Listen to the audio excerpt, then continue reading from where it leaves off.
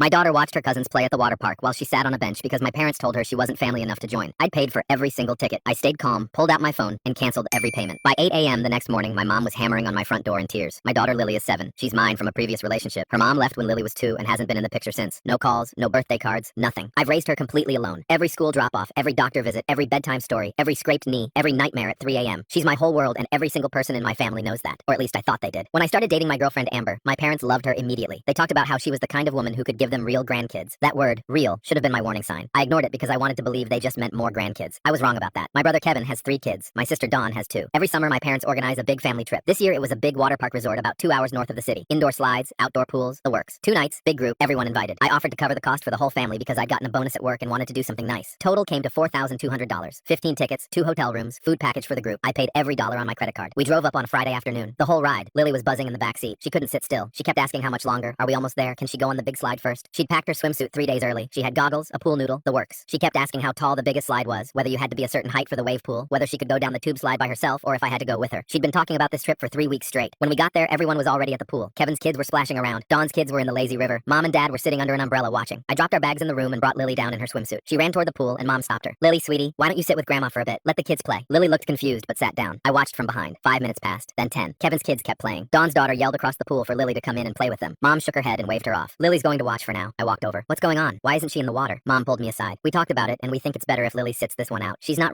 family the same way the others are. The other kids have 2 parents in the family. Lily only has you. I stood there staring at her. She's my daughter. I know, but she doesn't have a mother in this family. Amber isn't married to you yet. It's just different. We don't want the other kids to feel like she's being forced into things. Forced into a water park that I paid for? Dad came over. Don't make this bigger than it is. She can swim later when the kids are done. She's fine. I looked at Lily sitting on that bench in her little pink swimsuit, feet dangling, watching her cousins scream and laugh in the water she wasn't allowed to touch. She wasn't crying. She wasn't complaining. She wasn't asking why. She was just sitting there with her hands in her lap, feet not touching the ground, being good the way she always is when she thinks she's done something wrong. Except she hadn't done anything wrong. She was 7 years old and someone told her she didn't belong, and she just accepted it. That was worse than crying. That was worse than anything. I knelt down next to her. Hey baby, you wanna go swimming? She nodded but looked over at Mom. Grandma said I should wait. You don't have to wait, but we're going to go do something even better. Just us. I picked her up, walked back to the room, grabbed our bags, and loaded the car. Mom came running over. What are you doing? Leaving. Over this? You're overreacting. I didn't respond. I buckled Lily in, got in the driver's seat, and pulled up the resort's app on my phone. Every payment I'd made, the tickets, the hotel rooms, the food package, all of it was refundable within 24 hours because I'd bought the premium cancellation plan. I canceled everything. All $4,200. Every ticket. Both rooms. The group food package that was feeding all 15 of them through Sunday. I put my phone away and drove home. Lily and I stopped at a diner on the way home. I let her order whatever she wanted. She got pancakes with whipped cream and sprinkles and a chocolate milk. She didn't ask why we left. She just ate her pancakes and told me about a book she was reading at school. By the time we got home, it was 9 p.m. My phone had 26 missed calls. Kevin texted, "What happened to the rooms?" Dawn texted, "The front desk says our package is canceled. What did you do?" Dad called twice and left a voicemail. This is childish. Call me back. I turned my phone off, put Lily to bed, and read her 2 stories instead of 1. Nobody's apologized to her.